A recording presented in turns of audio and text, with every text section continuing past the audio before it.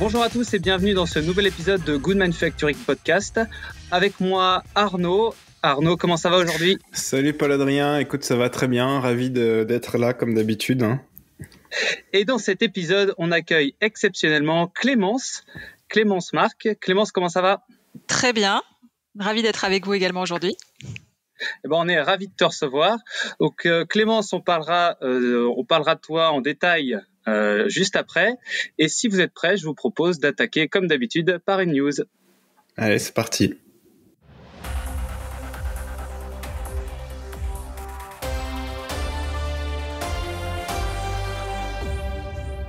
Alors, j'avais pas prévu de parler de ça, mais ce mois de février a vu une activité importante au sujet de quelque chose dont tout le monde parle partout, c'est le cannabis. Est-ce que vous avez entendu parler un peu de cannabis en ce mois de février ? Je pensais que tu allais nous parler du coronavirus. Et voilà. Faut bien changer un petit peu. Oui, non, je sais pas, tu dis un truc, tout le monde parle. Non, moi, j'ai pas entendu parler de choses en particulier sur ce sujet récemment, là. Alors, la saga commence le 25 janvier, où un article qui est paru le 1er février qui annonce une décision de l'ANSM, comme quoi ils vont autoriser plusieurs laboratoires français à distribuer des produits à base de cannabis. Et parmi eux, une petite surprise. Donc, le laboratoire Boiron, en partenariat avec Emax Science, pour la commercialisation. Une grosse surprise. Moi, personnellement, je ne m'attendais pas du tout à ça. Pour la commercialisation de Adven, donc 20-1 et 10-10. Donc en fait, 20-1 et 10-10, c'est pour la proportion THC et CBD, donc THC tétrahydrocannabinol, CBD cannabidiol. Emax Science, c'est eux qui ont le produit et ils vont utiliser Boiron comme distributeur. C'est lui qui distribuera le produit, qui assurera la pharmacovigilance. Donc il faut savoir que l'indication. L'indication, c'est pour les douleurs chroniques, celui-là.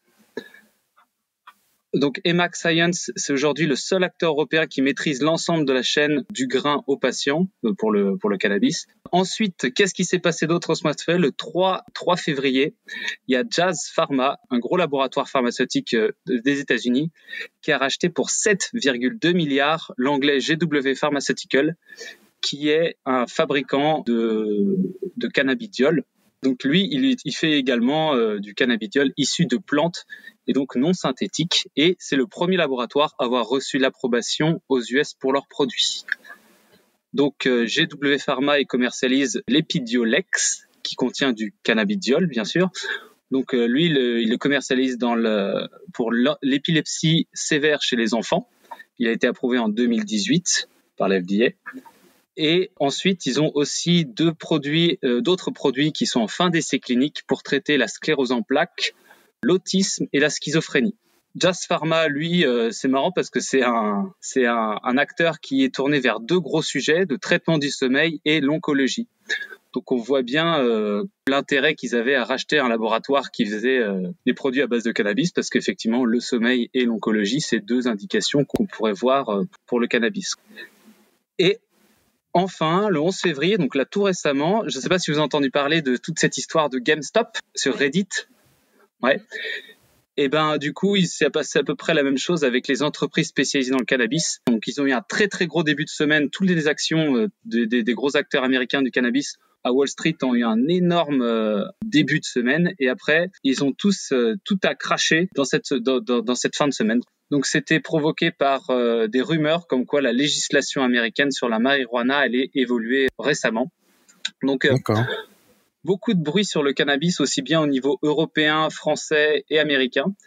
Donc voilà, affaire à suivre. J'aimerais bien faire un épisode consacré à toute cette... parce que rien n'est clair au final, et ça serait intéressant d'essayer d'inviter quelqu'un qui est un peu spécialisé là-dedans. Complètement. Je sais pas ce que vous en pensez. Non, écoute, moi j'attends de voir un peu, parce que comme tu dis, je trouve qu'il y a pas grand-chose de clair, qu'on sait pas trop. Je pense que, il y a quand même une chose qui ressort, c'est que ces dernières années, ça bouge beaucoup sur le secteur, hein, et qu'il y a eu beaucoup d'évolutions, mais malgré tout, effectivement, peut-être en France et en Europe un peu moins vite qu'ailleurs, mais il y a sûrement des raisons. Et j'ai pas trop étudié le sujet dans le détail, quoi. En tout cas, on aura dans ces prochains mois, à mon avis, on va avoir des surprises comme Boiron. Ouais, ça c'est intéressant, ça. Voilà, si vous n'avez pas beaucoup plus de questions que ça, on va passer au plat de résistance du podcast avec l'interview de Clémence. Super. C'est parti.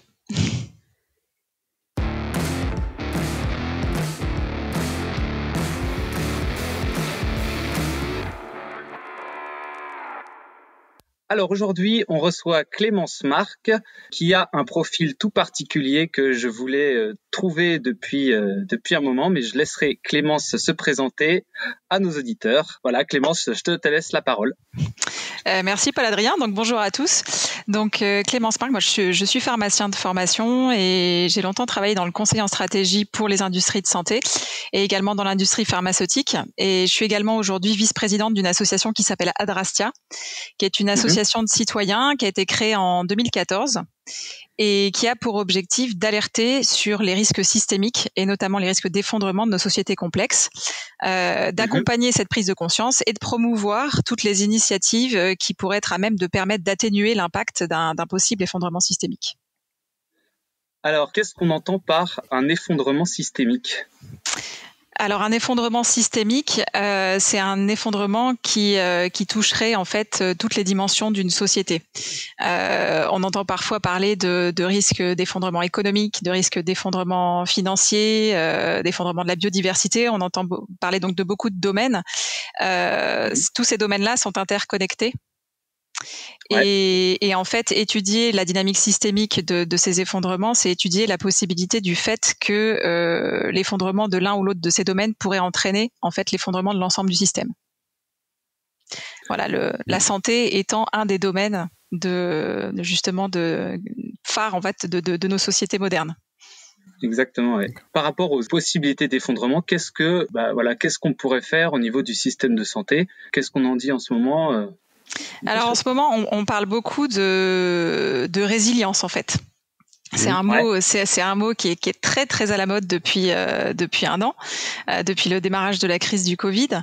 Donc les définitions de la résilience, elles sont nombreuses, mais on y trouve en général une notion qui serait la capacité à continuer de fonctionner malgré un choc ou une modification de l'environnement, une capacité aussi à surmonter ce choc et à rebondir et donc à maintenir en fait le fonctionnement de l'activité. Donc pour un système de santé, on pourrait considérer que sa résilience, ce serait sa capacité à continuer d'assurer un service acceptable en cas de crise et à maintenir ensuite son niveau de fonctionnement d'avant-crise, si c'est possible. D'accord. Alors ça c'est bien d'actualité en plus avec toute cette histoire de coronavirus. On l'a vu avec les pays tirent un peu la couverture à eux et ceux qui n'ont pas de production interne finissent par en fait au final le bec dans l'eau, quoi, c'est ça ? Bah, c'est ça, ouais. Tout à fait. Et donc comment est-ce qu'on pourrait arriver à un système de santé plus résilient ? Comment est-ce qu'on caractériserait un système de santé plus résilient ? Qu'est-ce qu'on pourrait faire ? Donc c'est un vaste sujet. Alors pour comprendre en fait cette notion de résilience, si on veut la développer cette résilience, il faut arriver à comprendre finalement le fonctionnement du système et notamment ses limites, ses vulnérabilités et tous les risques auxquels il est exposé. Donc les vulnérabilités, ce sont des points de faiblesse en fait qui vont être identifiés au sein d'un système, qui pourraient être amoindris, qui pourraient être contrôlés ou éliminés. Ça va être par exemple dans une entreprise un employé qui sera incompétent à son poste. Cet employé, il peut être formé ou il peut être remplacé. Contrairement aux vulnérabilités qui sont en général internes au fonctionnement, les risques, eux, sont plutôt externes au système. Et on a peu de contrôle sur eux finalement. Donc ça pourrait être par exemple le risque climatique qui pourrait menacer le fonctionnement d'une entreprise qui par exemple n'est pas délocalisable. Ensuite, la notion de limite. La notion de limite, c'est super large. Pour moi, finalement, c'est ce qui définit un espace de capacité à un moment donné. Donc, pour une industrie, ça peut être énormément de choses. C'est tout ce qui, finalement, peut contraindre son fonctionnement à un moment donné. Donc, ça peut être la quantité disponible de ressources essentielles, humaines ou matérielles, d'ailleurs. Ça peut être des contraintes légales. Ça peut être la capacité de ces machines. Ça peut être aussi un seuil au-delà duquel, par exemple, ces conditions de fonctionnement seraient altérées. Donc, si on s'intéresse particulièrement à l'industrie pharmaceutique, puisque c'est le sujet qui intéresse votre podcast, donc les limites, elles sont trop nombreuses pour être définies, et les vulnérabilités, elles sont très hétérogènes finalement d'un laboratoire à un autre. Donc, on peut pas vraiment rentrer dans les détails, mais le fonctionnement de l'industrie pharmaceutique, finalement, c'est comme le fonctionnement de n'importe quelle industrie. Il va être dépendant de sa capacité à se fournir en matières premières, qui sont par essence limitées, même pour une ressource renouvelable. Si par exemple on produit par extraction d'un principe actif d'une plante, on sera toujours limité, par exemple, par la quantité de plantes qu'on pourra produire à un moment donné. Ouais. Ensuite, on va être limité aussi par la capacité à se fournir en énergie. Donc, pour nourrir les machines, pour nourrir la main-d'œuvre, mais aussi pour transporter tout ce qu'il va y avoir à transporter. Et enfin, une troisième limite qu'on va avoir, c'est la capacité à rentabiliser la transformation que cette industrie va opérer. Donc, c'est finalement à récupérer une valeur qui va être supérieure à celle qu'on a injectée au départ. Voilà, ici on trouve une spécificité un petit peu de l'industrie pharmaceutique, notamment dans les pays où la santé est prise en charge par la collectivité. Ouais. Parce que du coup, c'est une notion qui est très relative. Ce qui est important à garder à l'esprit, c'est que l'industrie pharmaceutique, elle s'inscrit aujourd'hui dans un système global. On en parlait tout à l'heure de toutes les dimensions.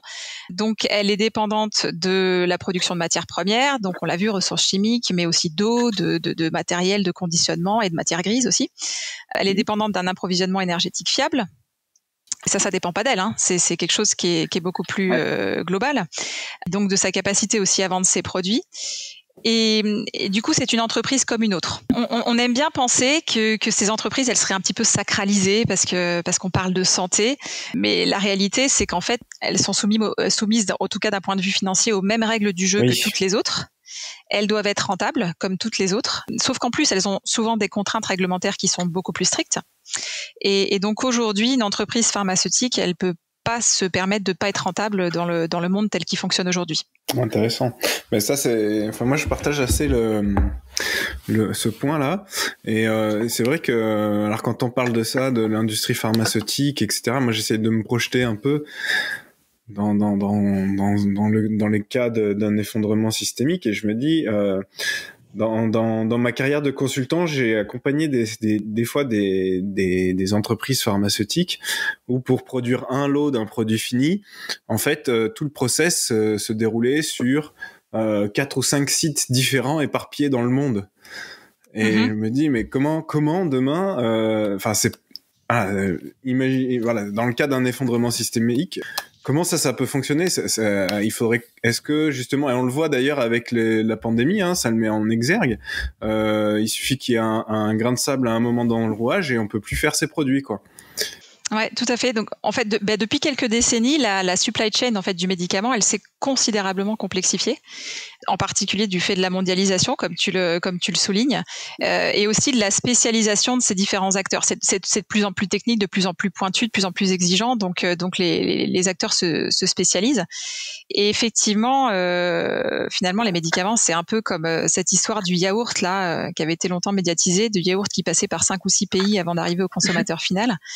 Parce que à chaque fois, c'était potentiellement plus rentable d'opérer une des transformations dans un autre pays. Donc, c'est exactement la même chose pour le médicament. Oui. Je te coupe. Il y a la notion de rentabilité, mais il y a aussi la notion de compétence. Un yaourt à une échelle locale, c'est peut-être plus facile à produire qu'un médicament. Et par exemple, on le voit justement avec la crise actuelle, c'est la fédération de personnes éparpillées dans tout le monde qui a permis de proposer des solutions vaccinales beaucoup plus rapidement. Ces compétences-là, c'est difficile à localiser. Tout à fait, tout à fait. C'est pour ça que je te disais, il y a la mondialisation, mais il y a aussi la spécialisation des différents acteurs, la montée en compétences à chacune des étapes de la production, qui fait que. Mais là aussi, en fait, si ça se fait, ça c'est parce que c'est plus rentable de se spécialiser. Et de pouvoir être extrêmement compétent sur une des étapes de la production. Donc cette mondialisation, elle a notamment conduit à un transfert de l'activité notamment de production chimique vers l'Asie, vers la Chine et vers l'Inde. Donc l'industrie pharmaceutique aujourd'hui, elle a massivement recours à des sous-traitants en Asie pour diminuer ses coûts, principalement. Pourquoi? Alors pas seulement parce que la main-d'œuvre chinoise est moins onéreuse, c'est aussi pour des questions de contraintes réglementaires et notamment d'impact environnemental. Ça vaut plus le coup de produire dans des pays où les contraintes sont moins fortes. Et on est arrivé aujourd'hui à un stade où en fait la Chine et l'Inde produisent 60 à 80% des principes actifs chimiques au niveau mondial. À tel point que pour de nombreuses molécules, on va avoir finalement seulement 2 ou 3 fournisseurs au niveau mondial. Donc c'est ce manque de diversité, ça rend la production pharmaceutique particulièrement vulnérable. Et puis c'est vachement à risque pour les populations qui sont pas en Inde ou en Chine en cas de crise, quoi. Et donc là, les conséquences directes d'une rupture dans la chaîne d'approvisionnement, ça serait que les matières premières n'arrivent plus au pays qui produit le produit fini, mais par contre, voilà, il y aurait plus de matières premières, donc on ne pourrait plus fabriquer de médicaments pour tout le monde, quoi. En fait, c'est ça. Potentiellement, oui, tout à fait. C'est ce qui s'est produit, par exemple, pour les sartans. Il y avait un problème de qualité de production en Chine, et puis on s'est rendu compte qu'il y avait très peu d'usines qui produisaient ces produits, et donc ça a été la rupture de stock mondiale.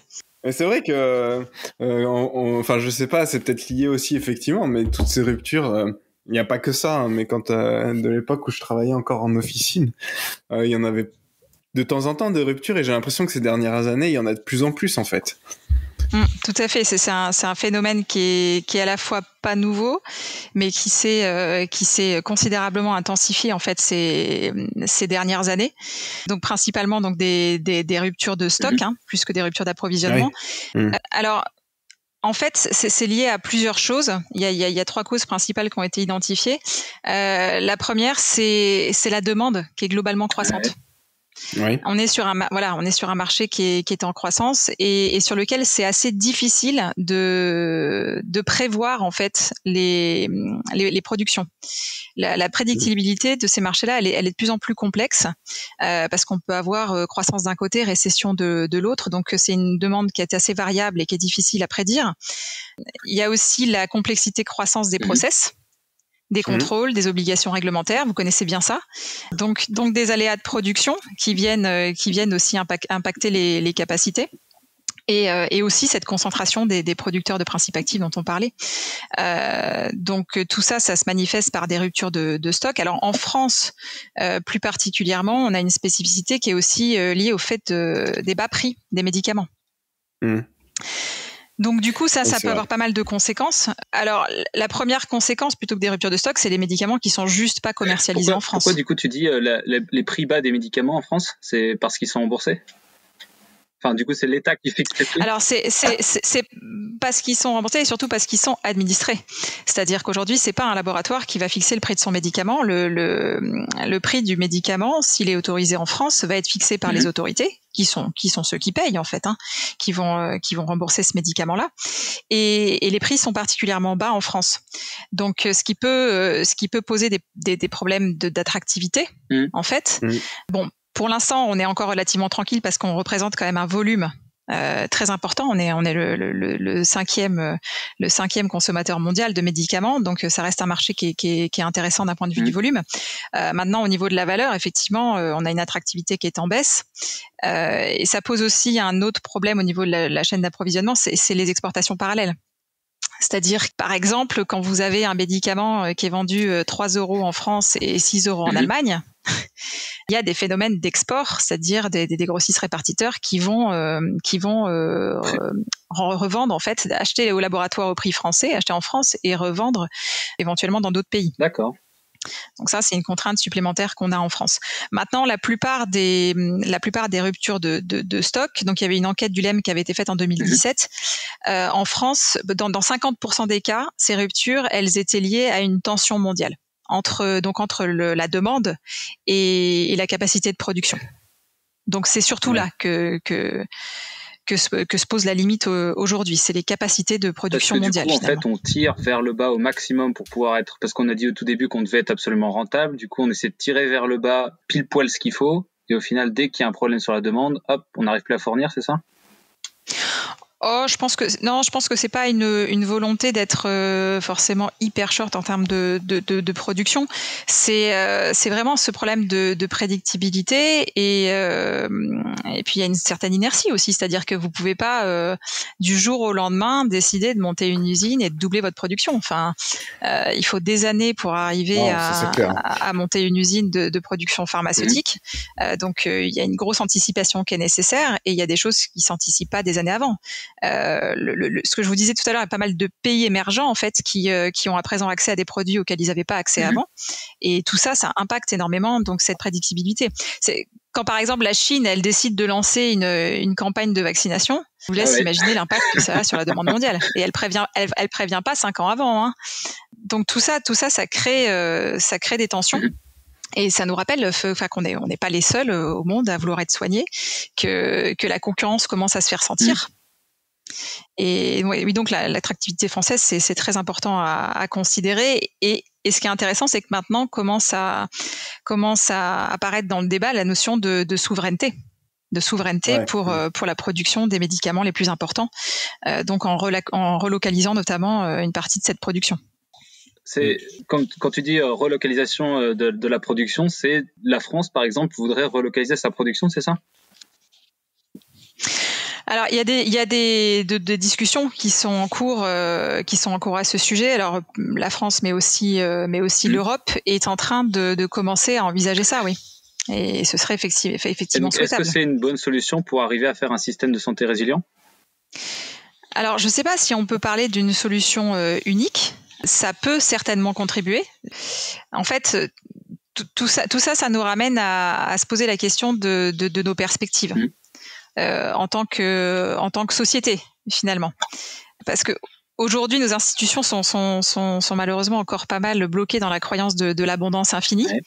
L'objectif, ça reste toujours la croissance, ça reste le toujours plus, hein, finalement. Notre objectif, c'est sauver toujours plus de vies, permettre à toujours plus de gens de vivre toujours plus longtemps. Et aujourd'hui, on est relativement incapable d'intégrer une perspective de contrainte. Et pourtant, c'est bien ce qui nous attend. Un monde de contraintes, elles ont déjà commencé à se manifester d'ailleurs. Et aujourd'hui, on a suffisamment de données qui nous permettent de savoir que demain, il va falloir se serrer la ceinture. Qu'on parle d'énergie, qu'on parle de ressources.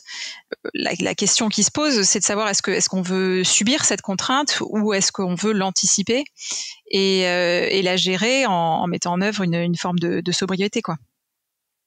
Mais du coup, quand on parle de santé, de médicaments, est-ce que ça veut dire, du coup, dans un monde de contraintes, effectivement, il faut revoir la façon dont on gère le traitement et peut-être se dire qu'il y a certaines maladies qu'on traitera moins demain parce qu'on pourra plus les traiter, et comment gérer ça, quoi. C'est sûr que psychologiquement, c'est extrêmement dur.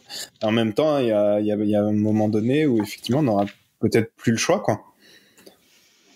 C'est ça. Enfin, cette notion de sobriété dont on commence heureusement à parler beaucoup, elle est très difficile à appliquer en santé. Hein.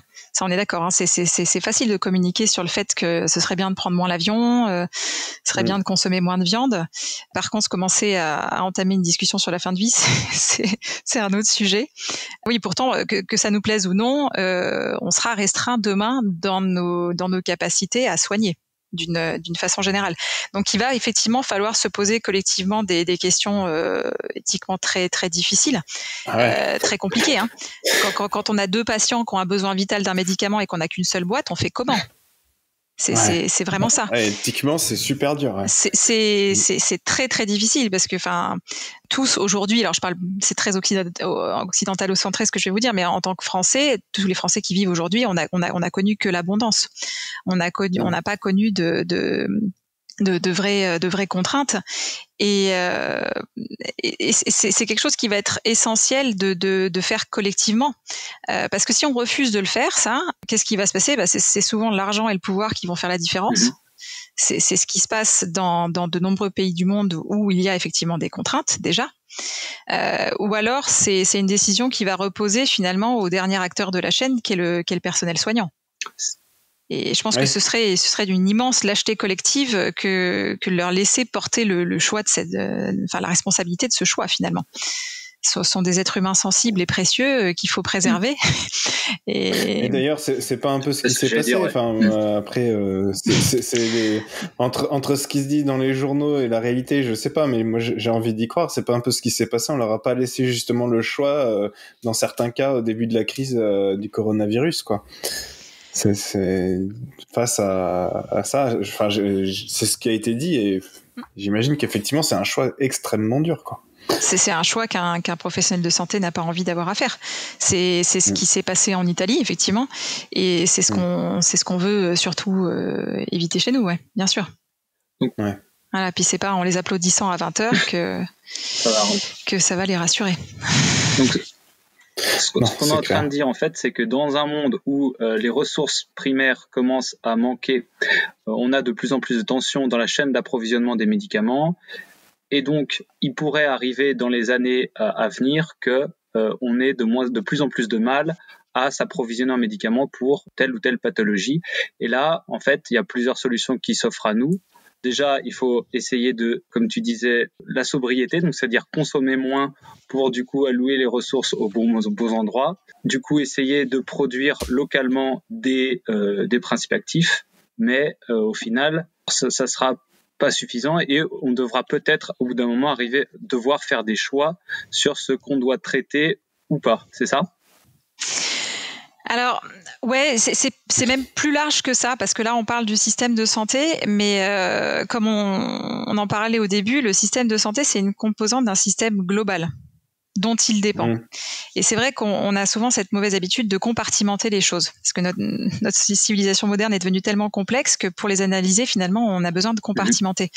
Pourtant, c'est important de garder à l'esprit, comme je vous disais, l'interconnexion en fait de l'ensemble de ces systèmes, qui est en soi une vulnérabilité. Et donc, du coup, la résilience du système de santé, elle va dépendre de la résilience du système global. Ça, c'est vraiment important de le garder à l'esprit, c'est-à-dire que on peut commencer à parler de petits détails d'actions qui seraient intéressantes pour le système de santé, mais globalement, on peut pas s'affranchir de la considération de la résilience de l'ensemble du système.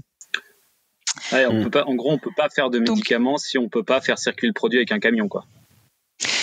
Oui, ou j'ai envie de te dire, je dirais un médecin qui a rien à donner à manger à ses enfants ou qui risque de mourir s'il sort de chez lui, sa priorité ce sera pas d'aller soigner, quoi. Donc c'est toutes les composantes qui sont hyper importantes. Ça, c'était juste pour reprendre les autres besoins fondamentaux que sont l'alimentation et la sécurité. Mais effectivement, un système de santé pourra pas continuer à fonctionner si tous les autres systèmes sont défaillants. Voilà. Alors après, si on s'intéresse très spécifiquement, si on a considéré ça, qu'on s'intéresse à la résilience spécifique du système de santé, c'est-à-dire en fait ce qui pourrait éviter que le système, lui tout seul, craque alors même que les autres fonctionnent encore, la démarche qu'on doit avoir, c'est d'essayer d'identifier, de réduire finalement les vulnérabilités et d'anticiper et de se préparer à affronter les risques. Donc, les vulnérabilités, on a commencé à en parler. C'est la capacité à se fournir en matériel, en personnel qualifié, tout ça. Du côté des risques, on va trouver tout ce qui pourrait notamment modifier les besoins. Et donc là, on est en train de vivre un bel exemple, qui est l'émergence brutale d'une pandémie. Qui a augmenté donc considérablement les besoins en matières premières. Donc c'était un risque qui était parfaitement identifié. Ça fait longtemps qu'on en parlait. On avait déjà eu pas mal d'alertes d'ailleurs, avec le SRAS, le MERS, etc. Donc finalement, la concrétisation de ce risque, elle a juste mis en exergue en France les vulnérabilités qui avaient déjà été identifiées de très longue date et pour lesquelles aucune action n'avait été mise en place. Moi, je me rappelle, il y a près de 20 ans, quand je commençais tout juste à travailler, l'Académie de pharmacie, qui alertait déjà en fait sur le risque que représenterait une délocalisation massive de la production pharmaceutique. Donc c'était au début des années 2000, c'était l'arrivée des génériques, et ce qu'ils avaient pressenti est arrivé, c'est-à-dire qu'on a délocalisé massivement cette production. Donc maintenant, on est en train d'essayer de travailler à revenir en arrière. Ce qui est beaucoup plus compliqué que si on avait à cette époque anticipé ça et qu'on s'était dit on va définir des médicaments essentiels et on va conserver cette production en local. Donc aujourd'hui on en subit les conséquences et il faut essayer de revenir en arrière là-dessus. Ce qu'il va falloir aussi, c'est qu'on définisse ce qu'on considère comme un service acceptable.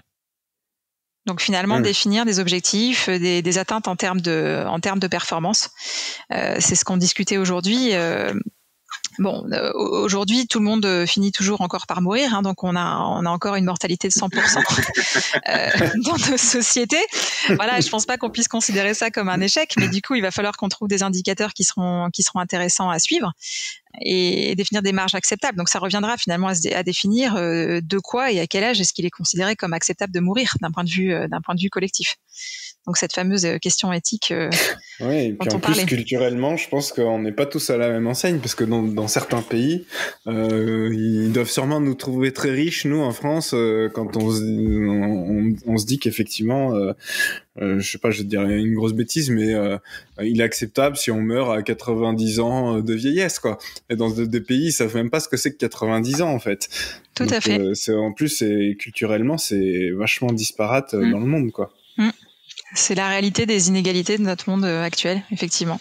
Et donc, tu as parlé d'identifier des médicaments essentiels. Alors ça, c'est un point qui est extrêmement intéressant, je trouve, parce que, ok, certains laboratoires vont faire des médicaments essentiels, mais sans médicaments qu'on pourrait considérer comme non essentiels, ils pourraient pas faire autant de marge ou de bénéfices qui leur sert justement à financer la recherche et développement pour créer de nouvelles molécules, de nouveaux médicaments et financer les essais cliniques et la recherche qui est extrêmement chère pour justement à cause de la réglementation pour soigner de nouvelles pathologies. Mais le défi, c'est pas déjà de soigner les pathologies existantes dans un monde comme on a décrit avant enfin, je sais pas, hein, je me trompe peut-être, mais déjà, je pense que ça sera un gros défi. Après, c'est sûr que la recherche et développement, c'est important, hein, mais je me dis que je sais pas. Il y a plusieurs sujets là, en fait.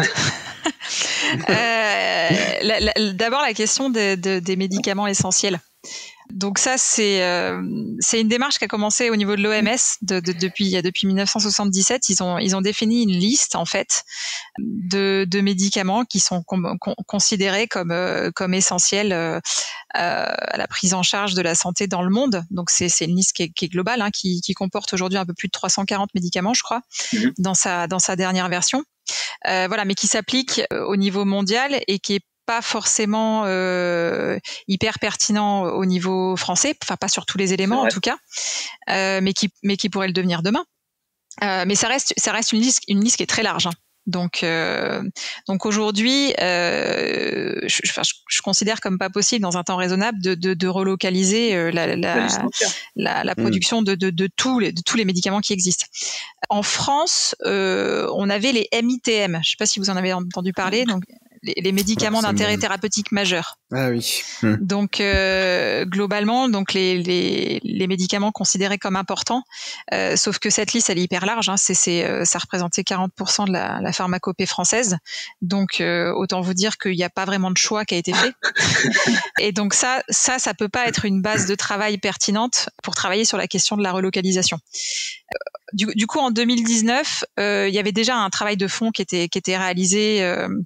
À cause de la question des pénuries qu'on a évoquées tout à l'heure.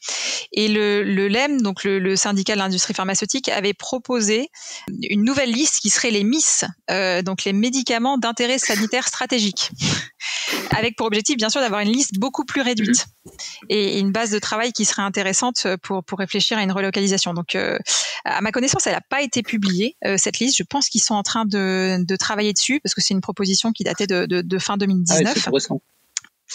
Voilà, mais c'est un truc à suivre parce que là, pour le coup, si c'est bien mené, il pourrait y avoir une quantité assez réaliste de molécules définies pour lesquelles on pourrait travailler à un plan de relocalisation.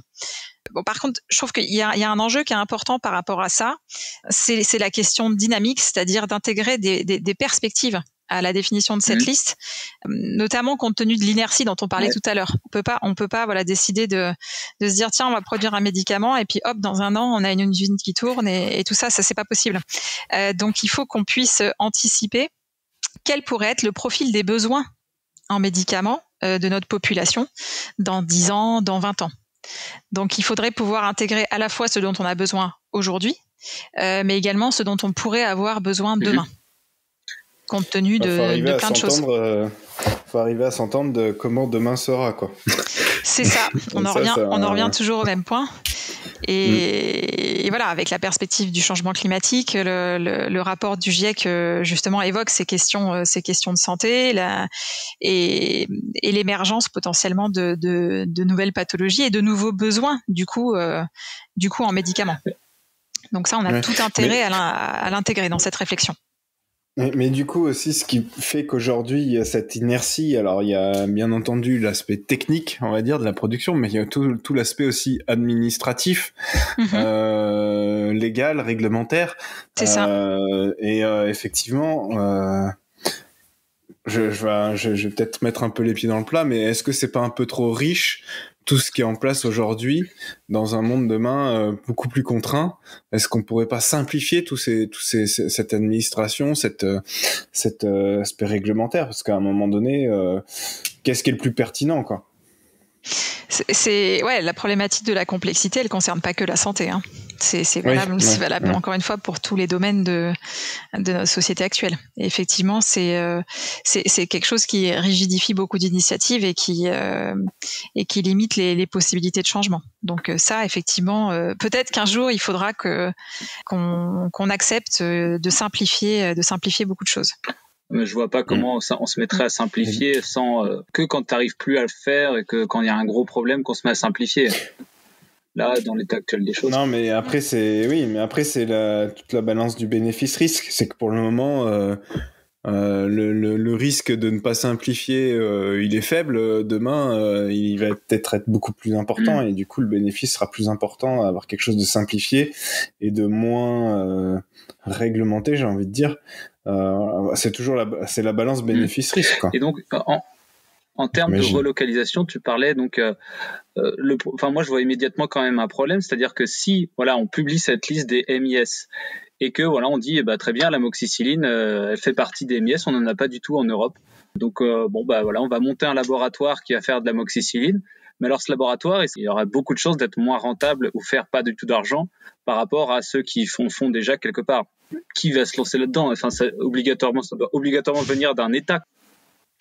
Alors obligatoirement, je sais pas, mais je pense qu'il y a effectivement un besoin d'intervention parce que, alors c'est pour moi c'est un peu différent de la question de l'innovation que tu évoquais tout à l'heure et je pense que oui et non. On est sur deux niveaux aujourd'hui parce que si on refait un petit peu d'histoire, il y a eu trois grandes époques en fait dans le développement de la pharmacie. Il y a eu une phase qui était très artisanale. C'était l'époque en fait de l'apothicaire, les tout débuts de la chimie. C'est l'époque à partir de laquelle finalement la pharmacie elle a commencé à ne plus relever exclusivement que de la botanique. Donc vraiment se développer dans la chimie. Ça a été le début de la production industrielle standardisée. S'en est suivi une époque qu'on qualifie de moderne. Alors ça, c'est l'époque des blockbusters. Donc c'est là que sont formés les plus grands labos mondiaux et tout ça. Donc des big pharma, donc qui produisaient des blockbusters. Et ensuite, partir à peu près des années 80, il y a une réflexion qui a été menée et il y a commencé à avoir une grosse difficulté à innover. Et donc, ils se sont lancés notamment dans les biotechnologies. En fait, c'était une course à la recherche de valeur finalement. Parce que tous ces grands produits chimiques, finalement, ont commencé à tomber dans le domaine public. Et là ont émergé d'autres acteurs qui sont les génériqueurs, qui ont des business models qui sont un petit peu différents. Et donc on a aujourd'hui c'est un peu réducteur ce que je dis, mais bon, je vais essayer de simplifier. On a une industrie pharmaceutique postmoderne qui travaille sur des technologies de pointe, qui va rechercher des thérapies ciblées à très très haute valeur ajoutée et qui du coup se permet de financer une recherche importante. Et de l'autre côté, des acteurs qui vont produire avec des marges moins importantes des produits qui sont moins valorisés. Et donc finalement, tout ça pour revenir à notre considération de qui pour produire ces BIS peut-être demain, pas forcément les laboratoires innovants.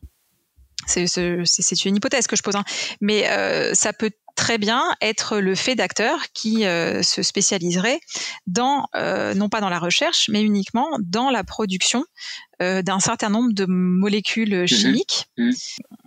La difficulté du côté de la rentabilité vient de cette notion de concurrence, c'est-à-dire que relocaliser c'est bien, mais si aujourd'hui par exemple les autorités de santé en France ont décidé que le médicament X elles le payaient 2 €, ce médicament étant aujourd'hui principalement fabriqué en Chine par exemple, le relocaliser demain ça veut dire un médicament qui clairement pourra pas être produit pour 2 €. Donc du coup, il va falloir à un moment valoriser cette notion de sécurité, parce que finalement un laboratoire qui va produire ça en France, par exemple, va apporter une forme de sécurité. Et ça, il va falloir trouver un moyen de le valoriser. Parce que c'est pas l'entreprise privée de porter le coût de la sécurité nationale. C'est le bénéfice du risque évité, quoi. Voilà. Alors on a pas mal de marge finalement dans la mesure où on est dans un système où ce sont les autorités de santé qui fixent le prix des produits. Voilà. Mais c'est pas simple pour autant parce que ça veut dire que ce producteur, il va falloir aussi lui garantir des achats. Ouais. Et c'est pas simple parce que lui garantir des achats, ça veut dire d'une certaine façon fausser la concurrence. Donc après, moi je suis pas spécialiste du droit du commerce international, mais je pense qu'il y a pas mal de choses à creuser là-dessus, notamment du point de vue de la réglementation européenne et tout ça. C'est quelque chose qui va être extrêmement compliqué à gérer. Et j'irai même plus loin. Je pense qu'il faut qu'on fasse attention à pas finalement faire émerger une autre forme de vulnérabilité, parce que si demain, par exemple, tu prenais l'exemple de l'amoxicilline, on monte une usine en France, etc., on se retrouve avec un seul fournisseur d'amoxicilline, parce qu'il va falloir qu'on lui achète son stock pour lui garantir sa rentabilité. Ça peut devenir une forme de vulnérabilité pour nous aussi. Ouais, complètement. Si on dépend de ce producteur-là. Ouais, donc il faut qu'il y ait de la place pour tout le monde sans qu'il y ait... c'est plus compliqué qu'il nous paraît. Mais voilà. Par contre, je pense qu'il est effectivement très important que les États reprennent en main cette responsabilité qui est la leur d'assurer un minimum de sécurité sur l'approvisionnement de certaines molécules. Pas simple. C'est intéressant. Non, c'est clair que c'est pas simple. Ça fait poser beaucoup de questions. Et moi moi il y avait un sujet qui m'intéressait, mais du coup ça rentre plus trop dans ce qu'on est en train de discuter. Mais je me disais quel est le rôle aujourd'hui, justement, quel rôle l'industrie pharmaceutique peut faire pour réduire ce risque d'effondrement du système de santé dès aujourd'hui, quoi. Qu'est-ce qu'on doit faire au niveau de l'industrie pharmaceutique? Après, voilà, ce que j'entends, c'est que clairement, ça se joue pas qu'à ce niveau-là. Donc, ça, c'est sûr que non, ça pose pas mal de questions. Tout à fait, ouais. Alors après, quand on regarde les réponses qui ont été apportées dans un premier temps à la question des pénuries, les réponses de nos autorités, le premier réflexe, ça a été les stocks. C'était forcer à la constitution de stocks. C'est intéressant parce que c'est un espèce de réflexe survivaliste de base. Alors ça a un intérêt indéniable à court terme, parce que ça permet éventuellement d'absorber le choc d'un aléa de production qui serait de courte durée. Ouais.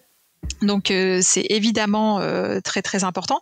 Par contre, ça constitue en rien une solution qui serait pérenne et qui garantirait un accès sur le long terme aux produits de santé. Oui, puis d'autant plus que les stocks ils se périment, quoi. Voilà, il y a ça. Et puis on peut aller plus loin. Je pense qu'il faut être très très prudent aussi quant à une attitude un peu punitive qu'on pourrait avoir vis-à-vis des industriels. J'ai vu des déclarations qui étaient franchement limites. Genre, c'était la faute des industriels et la réaction était un petit peu de leur taper dessus. Je pense que c'est dangereux, en fait. Parce que si on se projette demain dans un futur contraint, on n'est pas les seuls clients. Faut arrêter de penser que les laboratoires nous courent après pour essayer désespérément de nous vendre leurs produits. Je pense que le rapport de force est en train de changer et que aujourd'hui, si on accumule les contraintes qui sont imposées aux laboratoires s'ils veulent commercialiser leurs produits en France, on risque de les repousser. Ouais, clairement. Complètement. Donc c'est intéressant effectivement de proposer des obligations en termes de stock à court terme, mais ça peut pas être une solution sur le long terme, ça. C'est vaste et dit. Ouais, on a l'impression que c'est un sujet un peu inextricable au final. C'est un sujet multiple et effectivement, comme tu soulignais Arnaud, l'industrie pharma peut pas être la seule à répondre à cette problématique. C'est une problématique sociétale. À laquelle c'est avant tout à nos autorités de répondre. Ouais, complètement. Ouais. Et donc, par exemple, si on était directeur de site ou de laboratoire, directeur R&D, qu'est-ce qu'on pourrait faire concrètement pour faire la différence ? Est-ce qu'il y aurait des actions qui seraient friendly ? Alors, je vais commencer par te répondre un peu la même chose. C'est que ça va être difficile à son niveau de faire la différence sur cette problématique d'approvisionnement, parce que c'est une action qui doit être collective et impliquer nos institutions. Parce que quelles que soient ses bonnes intentions à ce directeur de laboratoire, il aura besoin que son entreprise soit rentable. Après, à un niveau peut-être un peu moindre, et là je vais ouvrir un nouveau champ de discussion, là où je pense que les directions de laboratoire ont un rôle à jouer, c'est sur la limitation de l'impact environnemental de leurs activités. Alors, c'est un sujet qui est vraiment intéressant à creuser, l'impact environnemental des activités de santé. Il y a un rapport de l'OMS qui a été consacré à ça et pas mal d'études qui sont sorties. Bon, les impacts, ils sont multiples. C'est évidemment la production de gaz à effet de serre, mais aussi de déchets, de déchets chimiques toxiques, de plein de choses, de pollution des eaux, avec des résidus de médicaments, des métaux lourds, des perturbateurs endocriniens et j'en passe. Il y a une association internationale qui est basée aux États-Unis qui s'appelle Healthcare Without Harm. Donc en fait, son slogan c'est First Do No Harm. C'est ce fameux principe fondamental de médecine, le primum non nocere. Donc d'abord ne pas nuire. Et en fait, c'est hyper intéressant parce que le rapport qui avait été publié montrait que les activités de santé dans le monde, c'était 4,4% des émissions nettes totales. Ce qui est colossal. C'est fou. Si le secteur de la santé, c'était un pays, ce serait le cinquième émetteur mondial. Donc en fait, aujourd'hui, on a un secteur de la santé qui impacte négativement notre santé. Voilà, j'en connais qui diraient que c'est un truc de Shadok. C'est vrai. mais globalement, c'est ça. Et donc on se dit parmi toutes les industries, ce serait probablement la première qui devrait travailler à réduire son empreinte, toutes les formes de pollution, à commencer par son empreinte carbone, par exemple. Ouais, c'est fou, ça m'a jeté un froid tout ça, mais je me rendais pas compte de ça. Non, mais je me rendais compte, moi je vois, ne serait-ce que sur la partie déchets, etc., c'est un truc moi qui m'effare. Après, c'est là où en fait ça m'a jeté un froid parce que jusqu'à maintenant je me disais bon, je le comprends, on sait pas faire autrement, mais on génère beaucoup de déchets, des tuyaux, des machins, des trucs, et puis après les déchets aussi, actifs, chimiques, etc. Je m'étais toujours dit bon, ok, pour ce secteur-là, en fait, on sait pas faire autrement. Why not ? Mais en fait, là, du coup, je me dis ah ouais, quand même. En fait, j'avais pas vu l'ampleur à ce point-là, quoi. Ça m'a foutu un froid. Ouais, mais c'est vrai. Alors, je pense qu'il y a de la marge de manœuvre. Concrètement, alors à ma connaissance, en Europe, il y a que le NHS au UK qui a vraiment essayé de chiffrer l'impact. Alors, si je me souviens bien, c'était en 2015, une étude avait montré que c'était juste pour l'Angleterre, 23 millions de tonnes de CO2. Ce qui est colossal, et juste pour l'Angleterre. Ce qui était intéressant dans cette étude, c'est qu'ils avaient étudié la répartition du coup de tout ça, et en fait pour 58%, ça venait de l'approvisionnement en matériel et en médicaments. Parce que c'est vrai qu'on a tendance à penser à beaucoup de choses, infrastructures, transport et tout ça, mais en fait c'est là qu'est finalement probablement la marge de progression la plus forte qu'on puisse faire en termes de décarbonation. Et donc qui se trouve du côté spécifiquement de l'industrie pharmaceutique. Après, on est d'accord que tant qu'il y aura des activités, ça polluera d'une façon. Qu'est-ce que tu veux dire par l'approvisionnement de médicaments ? Ils ont identifié en fait les sources de production de gaz à effet de serre, et il y en avait 58% qui provenaient des approvisionnements, en tout, en matériel et en médicaments. C'est le transport de matières premières, livraison de... Non, pas le transport. Le transport était exclu, c'était vraiment l'approvisionnement de ces produits-là. D'accord. Le transport était pris à part et la consommation énergétique des infrastructures aussi était à part. Donc c'est là qu'il y a probablement pas mal de marge de progression, notamment du côté de l'industrie pharmaceutique. Après, oui, de toute façon, on continuera de consommer des ressources, on continuera de polluer un peu pour la santé. Donc demain, dans un monde qui sera avec des ressources contraintes, ça ne veut pas dire un monde sans ressources, mais du coup, il va y avoir un arbitrage à faire parmi les activités pour lesquelles on est prêt à continuer de consommer des ressources et pour lesquelles on accepte encore que ça pollue un peu. Et je pense effectivement que la santé pourrait être une de ces activités prioritaires. Ce serait bien qu'elle le soit. Et du coup, alors moi, ça me pose d'autres questions parce que c'est vrai que ça fait, allez, on va dire... entre 5 et 10 ans qu'on entend dans notre secteur, dans la production, parler de l'industrie 4.0, technologique, tout connecté, des robots partout, etc. Très honnêtement, moi, c'est un truc dans lequel j'ai jamais trop cru, dans le sens où je dis pas que c'est impossible, mais pour moi, c'est impossible à l'échelle globale de toute l'industrie pharmaceutique. Déjà, ça c'est clair. Et puis je sais pas, j'imagine qu'il y a d'autres moyens plus intelligents pour faciliter les choses que de tout automatiser. Mais là, ce qu'on est en train de dire, c'est que c'est même, ce serait même aberrant d'aller vers ça, quoi. Je saurais pas te dire si c'est possible ou impossible, c'est toujours difficile à déterminer. Oui. En revanche, je suis convaincue que c'est pas souhaitable, oui. C'est la mentalité de notre société d'aujourd'hui, hein. C'est toujours plus, toujours plus. Parce que aller vers plus de technologie, ça veut dire aller vers plus de consommation de ressources et d'énergie. C'est toujours la même chose. Je veux dire, c'est la problématique de la 5G. Donc, soit on considère et on veut nourrir cette croyance que l'abondance sera éternelle, soit on accepte l'idée que potentiellement demain il va falloir qu'on se serre la ceinture et donc on arrête de toujours penser demain avec plus de consommation de tout. C'est toujours cette problématique de penser la sobriété. C'est très difficile, hein, mais je pense qu'on n'y coupera pas. Et qui vaut mieux qu'on soit acteur en fait de cette sobriété plutôt que de la subir.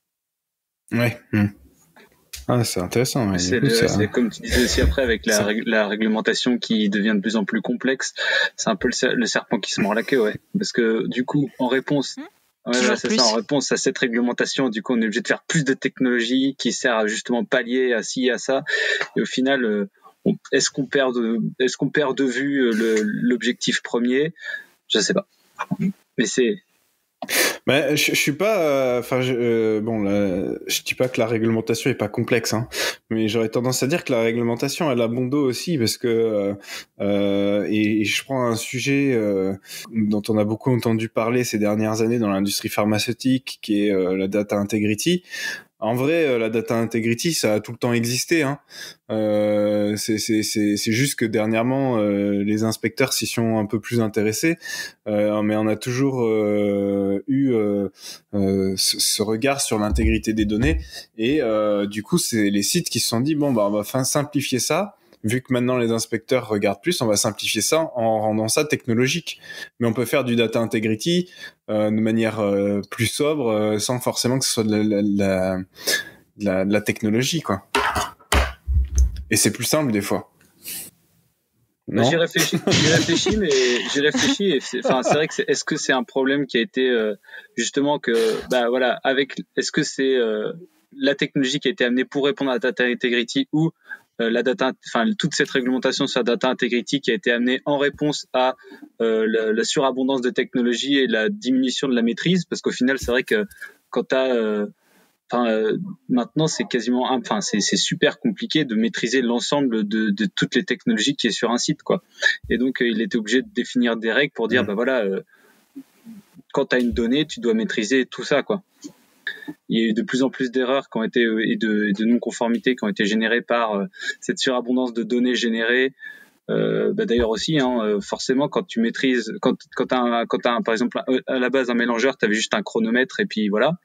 Maintenant, dans ton mélangeur, tu peux mesurer la température, la pression, tu peux mesurer tout un tas de trucs qui peut-être te servent plus, que te servent pas, mais au final que tu regardes quand même, quoi. Donc cette surabondance de choses a fait que on a de plus en plus de données, on les reporte pas, etc. Est-ce qu'elles sont importantes, est-ce qu'elles sont pas importantes? Et au final, on a perdu de vue l'objectif qui était de savoir qu'on a mélangé 30 secondes le truc, quoi. C'est un bel exemple, ouais. C'est bien résumé. Donc, ça fait 1 heure qu'on parle. Donc, à mon avis, on pourrait parler, développer chacune des parties pendant 1 heure, mais notre format veut qu'on parle pendant à peu près 1 heure du sujet. Donc, est-ce qu'on pourrait quand même parler un petit peu de l'association dont tu es la vice-présidente pour savoir, qu'est-ce que ça fait? Alors, l'association Adrastia, donc comme je vous le disais au début, donc on s'intéresse à toutes ces questions de risques systémiques. Donc du coup, on s'intéresse à tous les domaines. C'est ça qui est passionnant. Et globalement, en fait, on essaie alors déjà d'accompagner les gens. C'est une association qui est un point de rencontre pour tous ceux qui ont conscience de ces perspectives, ce qui est pas toujours facile à porter. Ça permet déjà de rencontrer beaucoup de gens qui ont également conscience de ces problèmes-là. Ça permet d'envisager ensemble des actions. Mm-hmm. Nous, spécifiquement au conseil d'administration, on essaie aussi de développer la compréhension de ces problématiques chez nos adhérents et nos sympathisants d'ailleurs, en organisant, par exemple, on organise pas mal de live Facebook, des genres de webinaires. L'objectif étant pas de proposer des avis sur des sujets, mais vraiment de donner des billes aux gens pour monter en compétences sur la compréhension de nombreux sujets, parce que forcément on touche à l'énergie, on touche à la biodiversité, on touche à la santé, on touche à beaucoup de choses. C'est pas possible aujourd'hui d'être expert en tout. En revanche, c'est relativement accessible d'avoir un minimum, un niveau de connaissance minimum sur ces sujets, qui permettent notamment d'avoir un œil critique sur la communication grand public qui peut être faite en fait. Notamment, on vit dans un monde qui passe son temps à nous proposer, à nous faire miroiter des solutions faciles. À nous faire croire que demain tout ira bien en 2100, on vivra tous sous la clim et on se déplacera en pod volant et tout ça. Voilà, ce qui est intéressant, c'est de pouvoir accompagner les gens pour monter en compétences, pour arriver finalement à dézinguer toutes ces fausses solutions qu'on leur présente en leur disant que l'hydrogène remplacera le pétrole ou des choses comme ça. Parce que je pense qu'il faut pas forcément un niveau de connaissance très très élevé pour arriver à débunker la plupart de ces fausses croyances. Et donc nous, on essaie de pas mal travailler là-dessus pour accompagner les gens, pour justement avoir une vision un peu plus éclairée que ça et pouvoir aller au-delà des titres accrocheurs et pas toujours réalistes des articles. Ah, c'est intéressant. Et comment vous faites concrètement du coup au quotidien ? Concrètement au quotidien, alors on est tous bénévoles, hein, faut savoir. Donc on a une limite tous qui est le temps qu'on peut consacrer à tout ça. Après, on est un système ouvert, hein, c'est-à-dire que tous nos adhérents, s'ils le décident, peuvent porter des sujets, porter des actions. On a eu pas mal de cas récemment d'adhérents qui nous disent voilà, moi je suis motivé pour faire ça, mais j'aurais besoin d'Adrastia pour identifier d'autres personnes qui seraient ok pour bosser sur le sujet avec nous, pour monter un groupe, et puis aussi pour donner de la visibilité ensuite à leur action. Donc on essaie d'intégrer le plus de forces vives possible. Donc on est ouvert à toutes les bonnes volontés, à toutes les propositions. Et donc sinon concrètement, nous on organise des webinaires. On essaie de diffuser de l'information principalement via notre page Facebook. Et aussi on a une autre structure qui sont les groupes locaux d'Adrastia, donc qui permettait dans les temps avant le coronavirus de se regrouper. Donc ça permettait à des gens qui étaient proches les uns des autres de se connaître. Donc on a organisé des apéros notamment, et tout ça permet l'émergence ensuite d'actions au niveau local. Ouais, ça en parlant que ça avance quoi. D'accord, ouais. Comment ? Ça en parlant, c'est que quand les gens se rencontrent et du coup autour d'un sujet, qu'ils finissent par faire quelque chose quoi. Exactement. Et bon, on a fait pas mal de visio, hein, on est tous passés en mode dématérialisé, mais c'est pas pareil, c'est pas la même chose. Et donc là, pour l'instant, c'est un petit peu en attente. Ça manque un petit peu de dynamique, mais on espère que ça reviendra dès qu'on pourra se retrouver. Comme on l'a vu, en tout cas, c'est un sujet extrêmement complexe qui pose beaucoup de questions et on n'a pas beaucoup de réponses pour l'instant. Mais des bonnes perspectives, hein, en attendant. Perspectives. Si on doit conclure sur un truc, je pense que c'est intéressant de voir que des autorités se sont enfin emparées de cette problématique du manque de souveraineté sanitaire et qu'il y a une volonté d'agir, qui sont en train de se pencher très sérieusement sur la question. Voilà. Après, on en a discuté, ce sera pas forcément simple à mettre en place, mais c'est déjà bien qu'il y ait l'intention. Oui, c'est clair. Super. Du coup, Arnaud, si t'as plus de questions, je pense qu'on va. Non, c'était passionnant. Merci.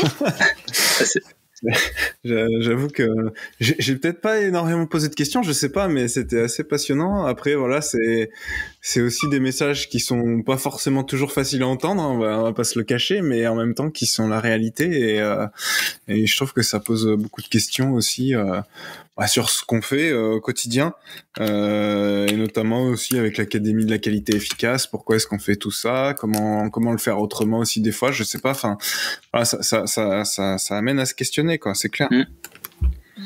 Donc Clémence, comment est-ce qu'on peut retrouver on peut te contacter pour t'envoyer des questions ou des choses comme ça, et comment on peut aussi retrouver ton association?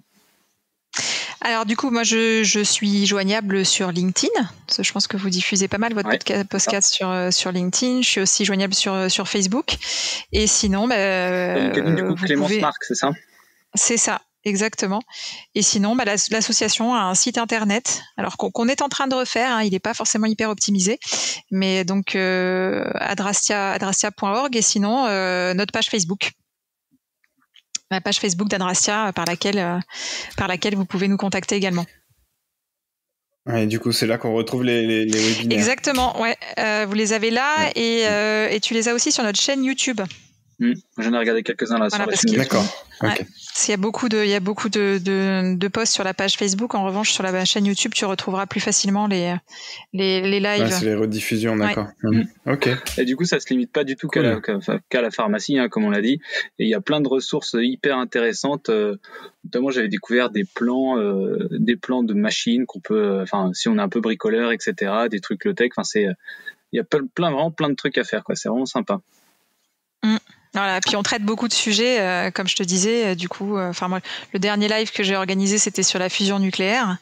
Et là, le prochain que je suis en train de préparer, c'est sur le risque de blackout électrique.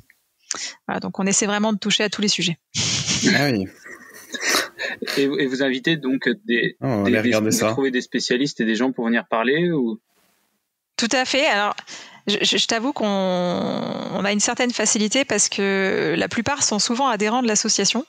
Ouais. Alors, c'était le cas de Greg de Teberman qui était le coordinateur scientifique de ITER, donc le projet de fusion nucléaire. Oui, alors c'est vrai qu'on commence par chez nous. Hein. On sait qu'on a des experts. Pour le blackout électrique, ce sera Grégoire Chamba, que je connais du coup depuis 2-3 ans. C'était Vincent Mignereau qui nous avait mis en contact. Donc, c'est vrai qu'il y a aussi des sujets qui émergent parce que on a dans nos réseaux des personnes qui sont compétentes pour les évoquer. Après, je pense que souvent, on va aller chercher des sujets pour lesquels les gens sont très contents de pouvoir s'exprimer aussi.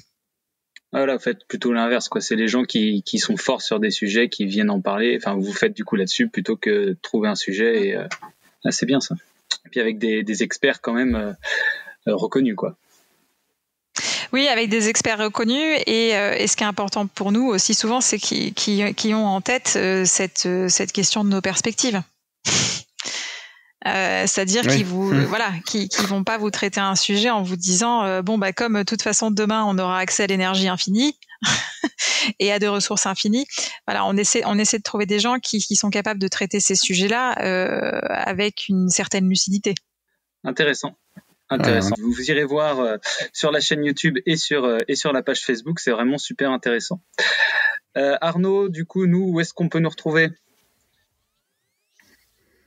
Nous, comme d'hab, sur LinkedIn, YouTube, et puis les podcasts sur toutes les plateformes habituelles de podcasts, Spotify, Deezer, Apple Podcast, etc. quoi. Et puis là, du coup, comme les podcasts reprennent bien, donc restez connectés parce qu'il va y en avoir plusieurs à venir. Bon, du coup, merci beaucoup Clémence pour ton temps et pour tes explications, c'était vraiment super. Oui, merci énormément. Merci à vous deux aussi pour votre invitation, c'était très intéressant. C'était un plaisir. Allez, à bientôt pour un prochain épisode, merci à tous. Au revoir. À bientôt.